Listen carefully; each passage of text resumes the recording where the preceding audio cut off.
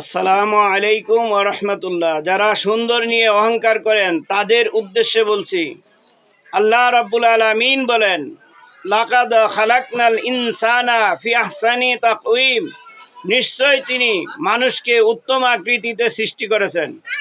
আপনি সুন্দর দেখা আরেকজন কালো দেখা ফর্সা হয়েছেন বিদায় আরেকজন কালো দেখা তাকে ঘৃণা করেন। কেন ঘৃণা করেন? পারলে ওই কালো মানুষটার মতো একটা বানায় তাকে কথা বলান তো দেখি, কেমন পারেন? পারবেন না, সম্ভব না।